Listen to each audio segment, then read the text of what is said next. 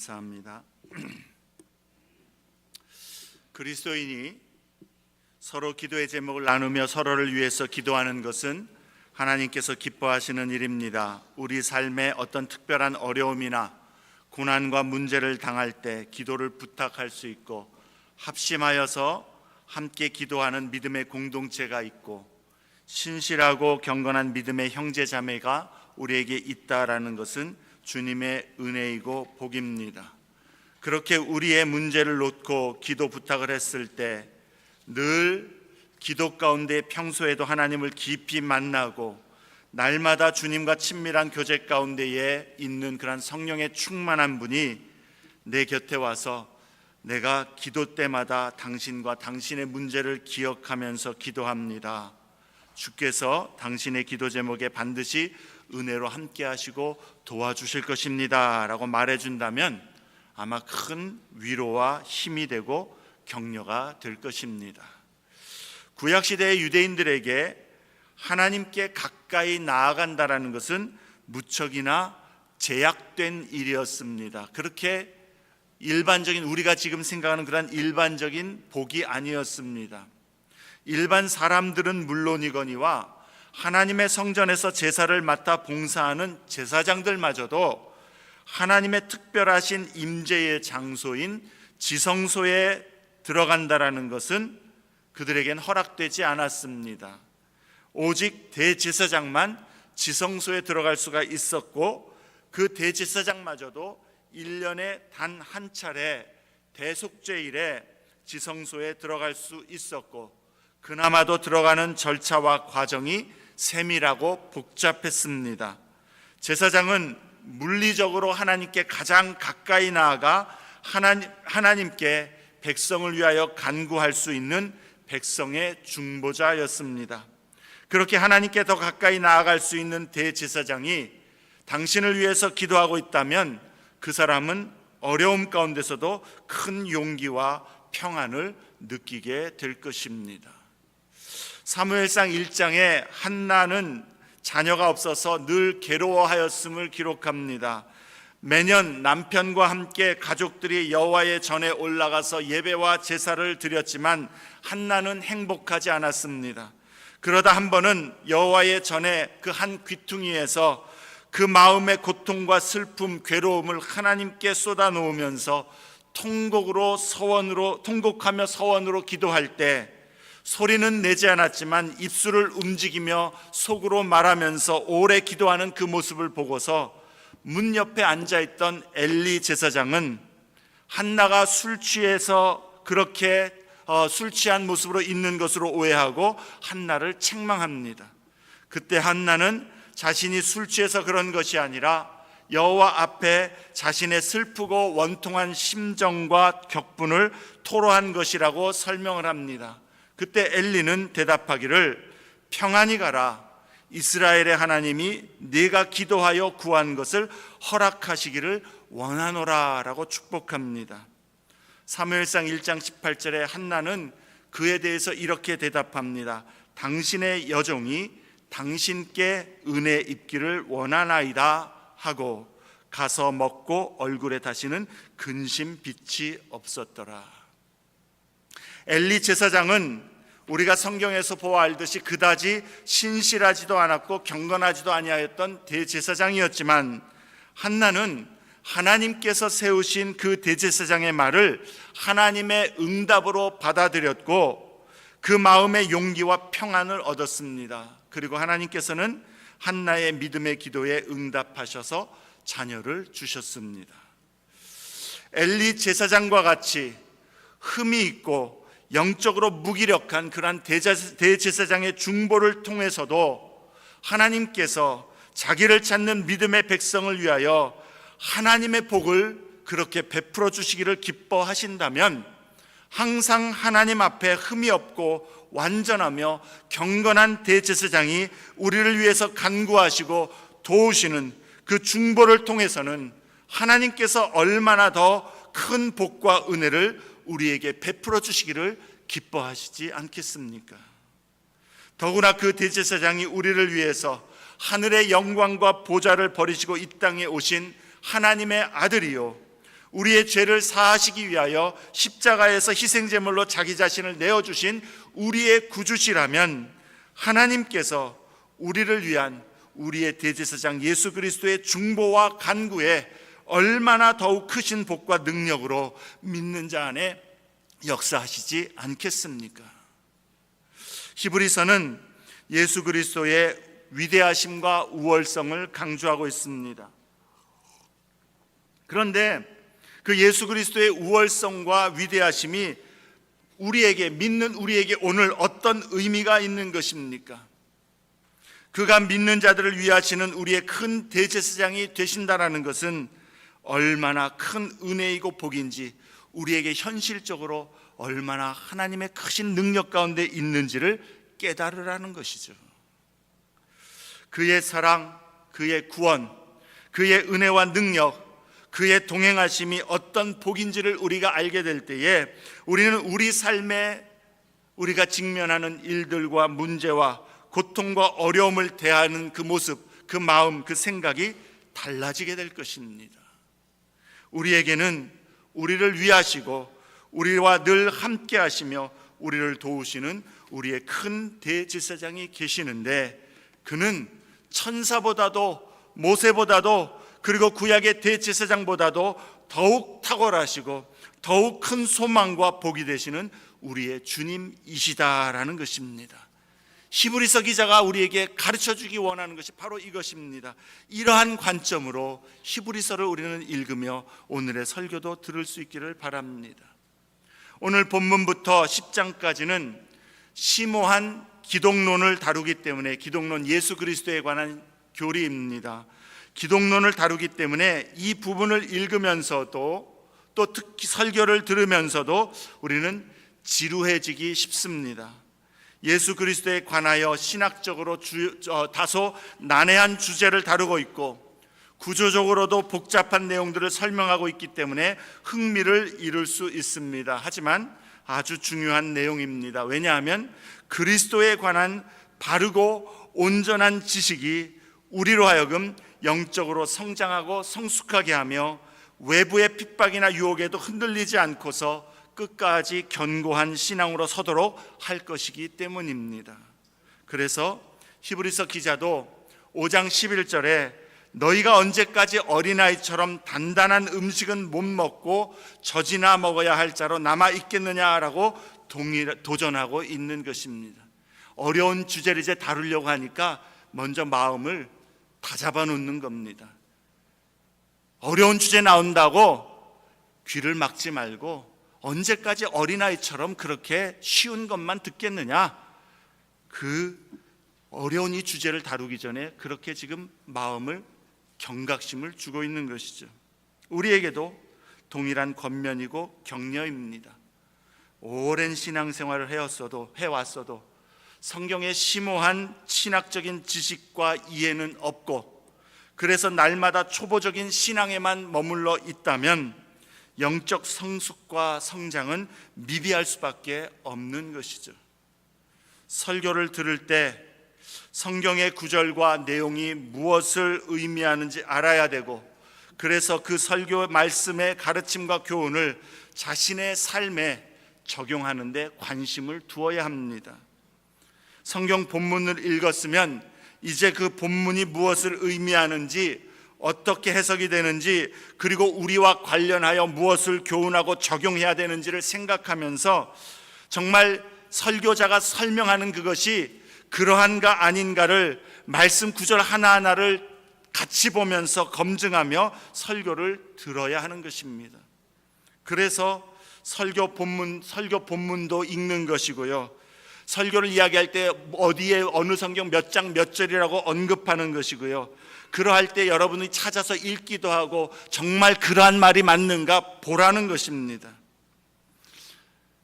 요즘엔 전화기에 성경 앱이 있어서 성경을 잘 가지고 다니지 않는 일들이 많습니다. 권면드리기는 여러분 예배와 모임에 성경책을 가지고 오셔서 설교를 들을 때, 성경을 공부할 때 그 본문을 펼쳐서 한 절 한 절 그러한가 따져가면서 들으시고요, 필요할 때면 펜으로 옆에 그게 이런 의미구나 적으시고요.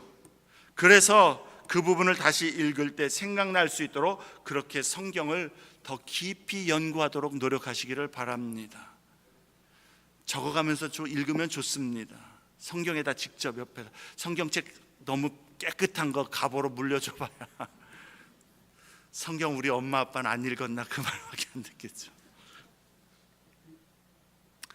말씀을 하면서 어디 몇 절입니다라고 하면 찾아서 보시고 눈으로 확인하여 읽고 귀로 들으면서 그것이 정말 그러한 의미인가 살펴보라는 겁니다. 그런데 몇 장 몇 절 그렇게 말씀을 드려도요, 귀찮아서인지 성경에 눈을 두지 않고 제 얼굴만 보시면 좀 곤란합니다. 그럴 땐 여러분이 속으로 무슨 생각을 하게 되시는지 제가 다 압니다. 저도 이제 그 성경 구절을 읽으라고 고개를 숙이니까 저를 보면서 에이, 목사님이 소갈머리가 없구나 텅 빈 거 보시면서 그런 생각이 가득하시게 될 것 같아요. 지루함을 그런 식으로 달래지 마시고요, 성경을 펼쳐보고 성경 구절을 짚어가면서 적어가면서 설교를 듣는 훈련을 하시기를 바랍니다. 그러면 성경이 흥미있어지고요, 설교도 재미있어질 것입니다. 히브리서 7장부터 10장은 우리의 큰 대제사장이신 예수님의 우월하심과 위대하심에 초점을 두어 설명하는데, 그 설명의 방식은 구약의 옛 방식과 비교하는 그러한 내용입니다. 구약의 옛날에 속한 제사장 직분, 구약의 율법, 옛 언약, 옛 제사 제도를 그리스도 안에서 이제 새로운 제사장 직분과 생명의 법, 새 언약, 그리고 예수님의 새로운 영원한 희생 제사와 비교하면서 예수 그리스도의 새로운 언약 안에서의 성도의 삶과 예배에 관하여 얼마나 우리가 큰 은혜와 복을 그리스도 안에서 누리고 있는가를 설명해 주고 있는 것입니다. 그래서 이 부분을 이해하려면 구약에 관한 지식이 어느 정도 필요하긴 합니다. 그러나 구약에 관한 지식이 거의 없어도 어려워하실 필요는 없습니다. 중요한 것은 예수 그리스도는 우리의 큰 대제사장이신데 새 언약을 이루신 그리스도 예수 안에서 믿음으로 말미암아 우리에게 부어진 하나님의 복과 은혜, 그리고 약속과 소망이 무엇인지를 깨닫는 것, 그게 중요한 것이죠. 그리고 그것을 믿음으로 받아들여 내가 그 주님을 믿음으로 붙들고 의지하고 나의 삶에 적용하는 것, 그것이 중요한 것이죠. 우리와 동떨어진 말씀이 아니라는 것입니다. 믿음으로 예수 안에 사는 우리의 이야기입니다. 4장 14절에 우리에게 큰 대제사장이 계시니, 또 15절에는 우리에게 있는 대제사장은 우리의 연약함을 동정하지 못하실 이가 아니요 라고 선언합니다. 그렇습니다. 히브리서 기자가 예수 그리스도의 우월성과 위대함을 이처럼 장황하게 설명하는 이유는 우리에게 계신, 우리와 함께 하시는 우리의 대제사장이신 예수님이 새 언약 안에서 믿는 자의 삶에, 우리의 현실과 문제에, 우리의 장래와 소망에 어떠한 복과 은혜로 함께 하시고 어떠한 약속의 소망으로 역사하시는 분이신가를 깨달으라는 것입니다. 그 주님이 우리의 대제사장이시고 성경에 말씀하신 대로 우리 가운데의 중보자로 역할을 하시는, 우리를 하나님 앞에 올려주시는 그러한 분이시라는 것입니다. 이 관점으로 히브리서 7장부터 10장의 말씀을 묵상할 수 있기를 바랍니다.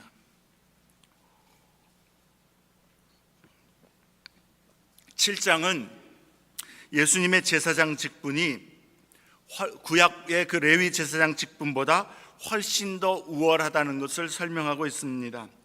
오늘 본문 1절부터 19절에서는 원래 하나님의 율법에 의한다면 제사장은 반드시 레위 지파에서만 나와야 될 수 있는 것입니다. 그런데 예수님은 유다 지파에서 나왔지만 멜기세덱의 계열을 따르는 제사장으로서 그것이 왜 레위 지파의 제사장 직분보다 더 우월한 것인가를 설명해 주고 있는 말씀입니다.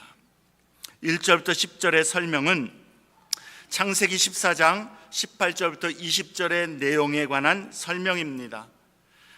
당시 이스라엘의 조상인 아브라함은 주변의 네 왕들과의 싸움에서 이기고 돌아왔을 때에 멜기세덱이라는 사람이 아브라함을 환영하여 맞이합니다. 그런데 이 멜기세덱에 대해서 성경은 단지 지극히 높으신 하나님의 제사장이라는 것과 그는 살렘 왕, 즉 살렘이라고 하는 그 성읍의 왕이라는 것만 기록할 뿐입니다. 다른 아무런 추가적인 정보가 없습니다. 오늘 본문 3절에 그래서 아버지도 없고 어머니도 없고 족보도 없고 시작한 날도 없고 생명의 끝도 없다라고 이야기합니다. 이것은 그가 어떤 신적인 존재라는 의미가 아니라 성경은 그에 대해서 아무런 정보도 말씀하지 않고 있다라는 것이요, 그렇게 신비로운 존재로 남아있는데 그 신비로운 존재로 남아있는 그 의미가 예수 그리스도의 그 신비로운 모습을 예표하는 것이다 라는 그런 의미입니다. 멜기세덱은 실제로 존재했던 역사적인 인물이지만 그의 출생과 죽음을 성경이 침묵으로 남겨놓으므로 멜기세덱을 신비로운 그리스도의 예표로 그렇게 남겨놓았다라고 해석하는 것입니다. 이것은 히브리서 기자의 독단적인 해석이 아닙니다. 신구약 중간기에 유대인들이 창세기의 이 멜기세덱에 관한 말씀에 대하여서 일반적으로 가지고 있던 해석입니다. 그리고 그러한 해석은 시편 110편 4절에 여호와는 맹세하고 변하지 아니하시리라 이르시기를 너는 멜기세덱의 서열을 따라 영원한 제사장이라 하셨도다 라고 하는 이 메시아에 관한 이 선언에 따른 성경적인 해석을 그들이 좇아서 해석한 것입니다. 그러니까 멜기세덱에 대해서 신비한 존재로 장차 오실 그리스도의 그림자로서 해석하는 것이 시편 110편 4편을 근거로 하고 있다는 겁니다. 그 해석을, 유대인들의 그러한 해석을 히브리서 기자도 지금 따르고 있는 겁니다. 이처럼 성경이 멜기세덱을 그리스도의 예표로 말씀하기 때문에 히브리서 기자도 3절 하반절에 이 멜기세덱을 하나님의 아들과 닮아서 항상 제사장으로 있느니라 라고 가르칩니다. 멜기세덱이 제사장으로서 그리스도의 신적인 기원과 존재를 예표하는 모습이 닮았다라는 것입니다. 본문 2절과 6절 말씀처럼 이 멜기세덱은 아브라함을 축복했고 아브라함은 그에게 전쟁에서 얻은 것의 10분의 1을 바칩니다. 자, 그럼 어떻게 멜기세덱이 그리스도의 예표가 되고 또 왜 멜기세덱의 계열을 따르는 제사장 직분이 레위 지파의 제사장 직분보다 우월한 것이 되는 것인가? 첫째는 그의 이름입니다. 멜기세덱, 멜키 왕이란 뜻입니다. 세덱 의로움이란 의미입니다. 의의 왕이란 의미인 것이고요. 살렘 왕, 평강의 왕이라는 의미입니다. 그리스도가 우리의 의와 평강의 왕이 되십니다. 성경은 그것을 우리에게 말씀합니다. 그렇기 때문에 멜기세덱은 그리스도의 특징을 예시해 주는 그러한 존재라는 것입니다. 둘째는 그의 자격입니다. 그는 지극히 높으신 하나님의 제사장으로서 이스라엘 민족이 존재하기도 전에 하나님으로부터 세움을 받은 제사장이라는 겁니다. 셋째는 축복하는 자가 복을 받는 자보다 더 큰 자이고 높은 자가 되는데 멜기세덱은 아브라함을 축복했다는 것입니다. 그것은 멜기세덱의 계열을 따르는 그 제사장 직분이 아브라함의 후손 레위 지파의 제사장 직분을 따르는 것보다 훨씬 더 우월하다는 것을 입증한다는 것이죠. 더구나 넷째로 레위 지파는 자기 형제들로부터 11조를 받았는데 멜기세덱은 레위 지파의 조상인 아브라함으로부터 11조를 받았다라는 겁니다. 그렇다면 레위 지파도 아브라함 안에서 멜기세덱에게 11조를 드린 것이고, 그러므로 멜기세덱의 제사장 직분이 레위 지파의 제사장 직분보다 더 우월하다라는 것이 확실하다라는 것이죠. 그걸 지금 논증하고 있는 겁니다. 8절에 죽은 자들이란 레위 계열의 제사장들을 의미하고 산다고 증거를 얻은 자란 멜기세덱을 의미합니다. 멜기세덱이 죽지 않았다는 것이 아니라 그의 죽음이나 끝에 관하여서 성경이 침묵하는 이유가 그리스도의 영존성과 영원한 제사장을 예표하는 것이라고 보기 때문에 그렇게 표현하고 있는 것입니다. 다시 말해서 멜기세덱의 계열을 따르는 그리스도는 영존하시기 때문에 그리스도의 제사장 직분이 구약의 어떠한 제사장 직분보다도 훨씬 더 탁월한 은혜임을 우리에게 가르쳐주고 있는 것이죠. 정말 좀 딱딱하긴 딱딱합니다, 그죠? 여기서 우리가 얻을 첫 번째 교훈을 상기하고 넘어가길 원합니다. 우리의 대제사장이신 예수 그리스도는 우리의 의와 평강의 왕이시라는 것입니다. 이것이 우리에게 주신 선언이고 예수님이 우리에게 그러한 분이십니다. 예수가 우리의 의로움이요 우리의 평강이 되신다라는 겁니다. 우리의 의로움이라는 것이 무슨 의미입니까? 의로우신 하나님 앞에는 오직 의인만이 설 수가 있습니다. 죄인은 절대로 서지 못합니다. 죄인은 하나님의 공의의 심판과 형벌을 받을 뿐입니다. 하나님 앞에 어느 누구도 완전한 의로운 자로 설 수가 없습니다. 완전하시고 순결하신 하나님의 그 의로움에 인간의 작은 거짓말, 작은 미움과 교만, 작은 어긋난 생각과 행동이라도 할지라도 하나님 앞에서는 죄로 더럽혀지고 오염된 죄인일 수밖에 없다라는 것이죠. 난 그런 거 별로 죄가 아니라고 생각하는데라고 그렇게 여긴다면 제가 자주 예로 들었던 두 개의 물컵을 기억하시면 되겠습니다. 기억나시나요? 두 개 물컵에 물을 담아놓고 변수, 똥물 하나는 10방울 담고 하나는 1방울 담고 어느 걸 여러분 드시겠습니까? 1방울이든 10방울이든 오염된 건 마찬가지고 마실 물이 아닌 건 똑같다라는 것이죠. 모든 인생은 하나님 앞에 죄인입니다.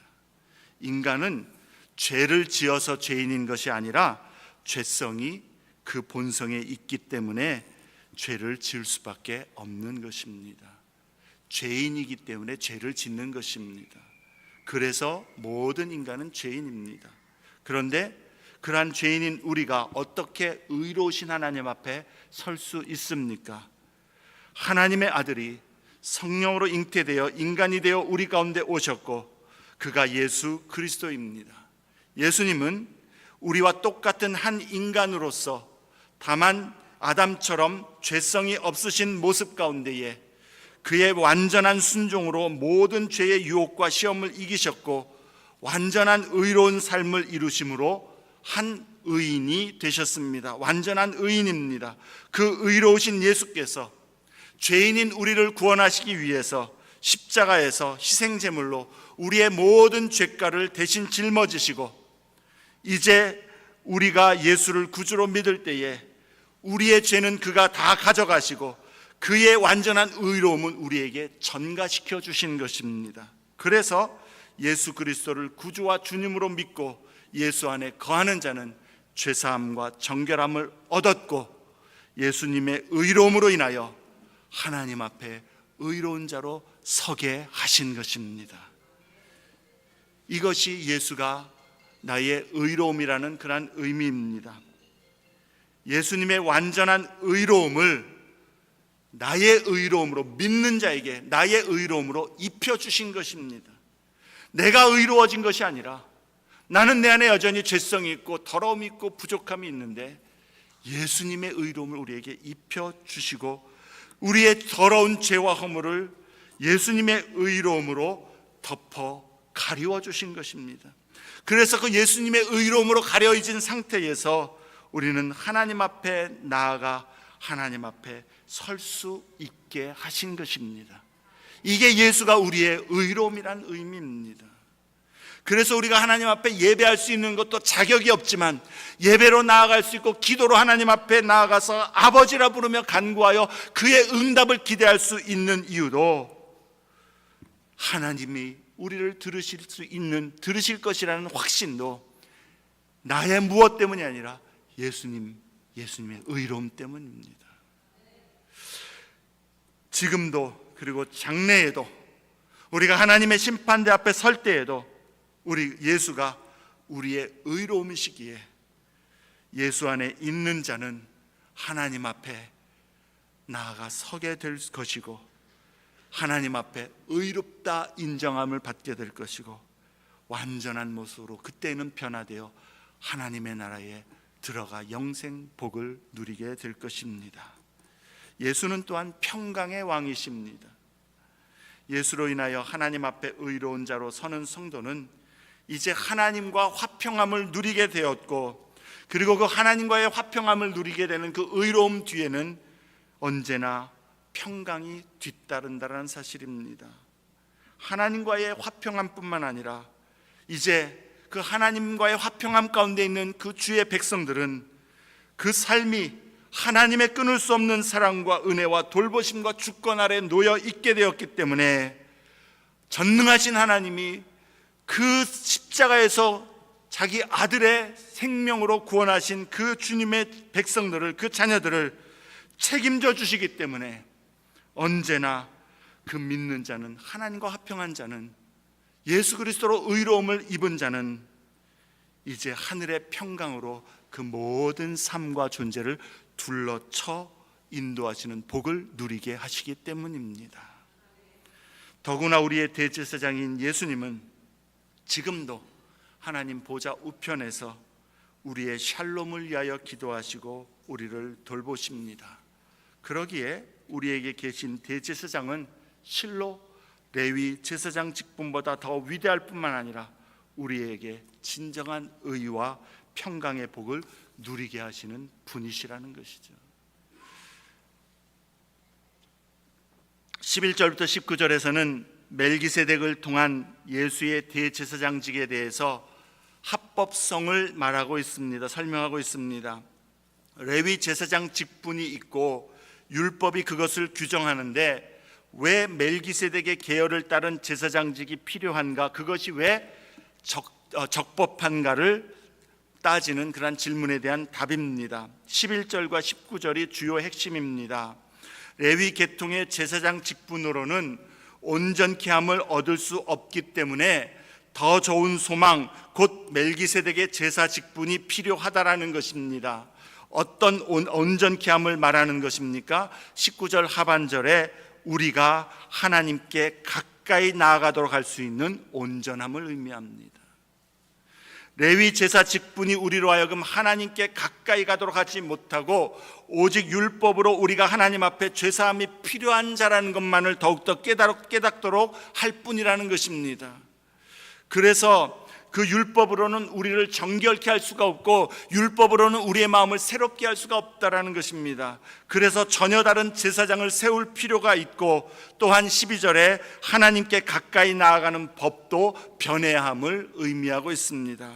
13절부터 15절에는 왜 레위 지파가 아닌 유다 지파에서 그리스도가 나왔으며 그러므로 그리스도께서 멜기세덱과 같은 별다른 한 대제사장이 되셨는지, 또 그래서 레위의 제사 직분이 온전케 함을 얻지 못한 것을 어떻게 온전케 하셨는가를 설명하는 그러한 구절입니다. 옛 언약, 즉 레위 제사의 희생을 통해서는 죄를 되속하지 못하고 영적인 생명을 주지 못하며 양심을 깨끗게 하지 못하고 하나님께로 나아가게 하지 못한다라는 것입니다. 그러나 예수 그리스도께서 죽으심으로 친히 우리의 죄를 담당하셨고 생명을 주셨고 우리의 양심으로 죽은 행실에서 깨끗하게 하여 하나님을 섬기게 하고 하나님께 가까이 나아가도록 온전케 하셨음을 말씀하고 있는 것입니다. 그러므로 16절에 예수 그리스도가 우리의 대제사장이 되심은 육신의 조상의 혈통을 이어 제사장이 되는 그러한 율법을 따르지 아니하고 오직 무궁한 생명의 능력으로 영원히 섬기는 그 새로운 제사장의 법을 따라 된 것이라는 것을 설명하면서 이것이 필요한 일이고 적법한 일이라는 것을 설명하고 있는 것이죠. 여기서 오늘 설교의 두 번째 교훈의 요지입니다. 예수 안에서 우리는 언제나 하나님 앞에 가까이 나아갈 수 있다는 사실입니다. 우리의 있는 모습 그대로 예수를 믿는 믿음 안에서 언제든지 하나님 앞에 나아갈 수 있는 복을 얻었다라는 것이죠. 예수 그리스도께서 우리의 대제사장이 되셔서 그가 우리를 위하여 모든 죄를 십자가에서 다 도말하시고 그를 믿는 자에게 그리스도의 의로움을 입혀주셨기 때문에 우리는 예수를 믿는 믿음 안에서 오늘도 있는 모습 그대로 언제든지 담대하게 주님 앞에 나아가 주님의 은혜를 구할 수 있고 주님과 교제할 수 있으며 또한 주님의 나라를 바라볼 수 있다라는 것입니다. 그렇게 예수를 의지하고 나아갈 때에 하나님은 예수 안에서 약속하시기를 우리를 받아주시고 하나님의 선하심과 아름다우심을 우리에게 경험케 하신다라는 것이죠. 하나님의 임재의 즐거움을 우리에게 깨닫게 하시고 경험케 하실 것입니다. 우리는 주 예수 그리스도로 말미암아 주님의 십자가 은혜 때문에 하나님 앞에 온전하게 나아갈 수 있는 복을 얻었음을 기억하면서 그 하나님과의 친밀함을 우리는 사모할 수 있어야 되겠습니다. 주님은 옛날 레위 제사장 그 제도에서는 아무도 하나님의 성소에 그리고 지성소에 들어오지 못한다. 만약에 잘못된 모습으로 하나님이 정하신 방법으로 하나님이 정하신 사람 위에 누군가가 그 성소나 지성소에 들어오면 하나님께서 징벌하여 죽임을 당할 수밖에 없었는데 이제는 죄인된 우리를 예수 그리스도 안에서 하나님께서 지성소로 들어오라 부르시고 초청하신다는 사실입니다. 왜냐하면 예수 그리스도께서 우리를 온전케 하셨기 때문입니다. 의로운 자가 되게 하셨기 때문입니다. 하나님 앞에 나아가 아바 아버지라 부르며 그 하나님 앞에 우리의 마음을 쏟아놓을 뿐만 아니라 하나님의 약속의 복을 얻을 그러한 은혜를 주셨기 때문입니다. 그러므로 사랑하는 성도 여러분, 예수 안에서 주께서 지성소로 들어오라 부르신 그 초청에 기쁨으로 믿음으로 우리의 모든 일들을 가지고 나아갈 수 있기를 바랍니다. 아바 아버지라 부르며 모든 만물의 창조주이시고 전능하신 그 하나님께서 우리를 예수 안에서 온전케 하심으로 이제 들어오라, 나와 교제하자.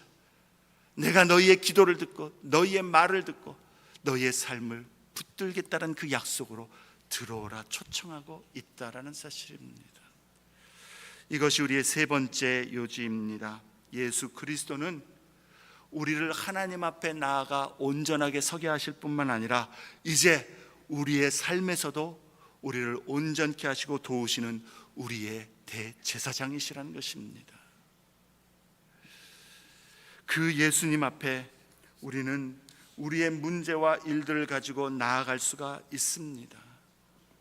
예수님은 엘리처럼 오해하면서 너 왜 술 취했어? 이렇게 말한 그런 우리를 모르는 분이 아니라 우리를 다 아시는 분이십니다. 우리의 모습, 우리가 말하지 않은 것도 우리의 삶에, 우리의 마음에 깊은 그 고통도, 통한도, 원통함도, 괴로움도 주님은 아십니다.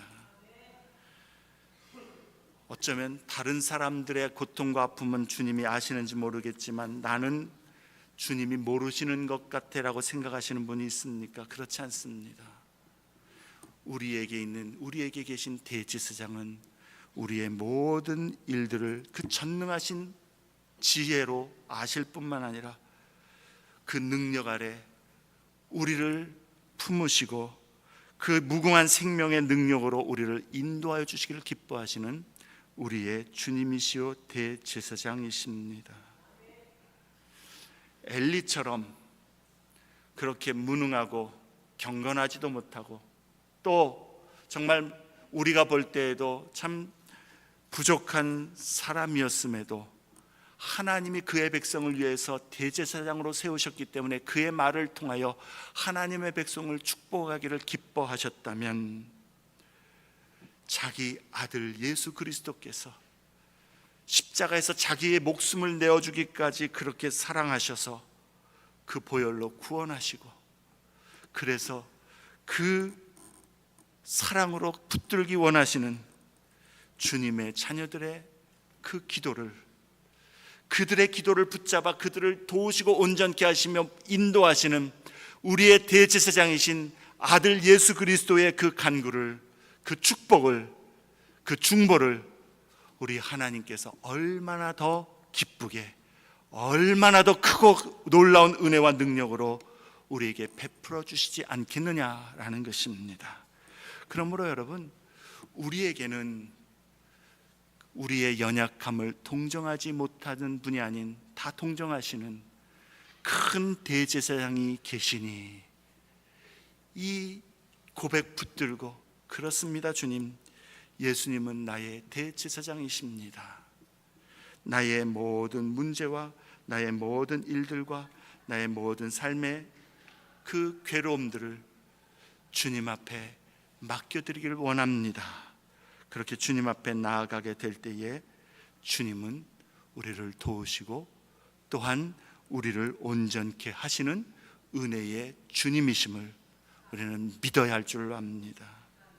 우리의 문제가, 고통이, 우리 마음 가운데 통한이 무엇이든 그리스도 앞에 나아가 주님, 나 이것이 나의 괴로움입니다, 나의 아픔입니다, 나의 문제입니다 내려놓고 쏟아 놓을 때에 주님은 우리의 대제사장이시기에 우리의 문제와 그 아픔, 고통에서 해결이 되어 주시고 열쇠가 되어 주십니다.